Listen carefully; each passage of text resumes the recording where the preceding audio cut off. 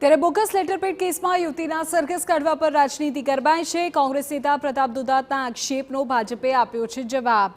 ભાજપના પ્રવક્તા શ્રદ્ધા રાજપૂતે આપ્યું નિવેદન। પ્રદેશ કોંગ્રેસ પ્રમુખ પણ વકીલ છે તેમ ભાજપે કહ્યું। તેમણે કહ્યું કે જાણે છે કે ઘટનાના રિકન્સ્ટ્રક્શનની પ્રક્રિયા વિશે કોંગ્રેસ પાસે કોઈ મુદ્દો નથી, એટલે રાજકીય રોટલા શેકે છે। મહિલા અસ્મિતા મુદ્દે પક્ષ અને સરકાર સાથે છે। ફરિયાદ નોંધાઈ, અમરેલી પોલીસ રિકન્સ્ટ્રક્શન કરી રહી છે। બીએનએસ મુજબ કાયદાકીય કાર્યવાહી કરાઈ રહી છે। કોંગ્રેસની મેલી મુરાદ એ છે કે આ ઘટનાની અંદર ગુજરાતની દીકરીના વિશે અભદ્ર ટિપ્પણી કરીને સરઘસ કાઢ્યું જેવી એ વાતો ફેલાવી રહી છે। એટલા માટે હું કોંગ્રેસને ચેતવી રહી છું કે રાજનીતિ કરવી હોય તો તમે રાજનીતિક મુદ્દા પર કરો, અમારી ગુજરાતની દીકરીની અસ્મિતા ઉપર રાજનીતિ ના કરો।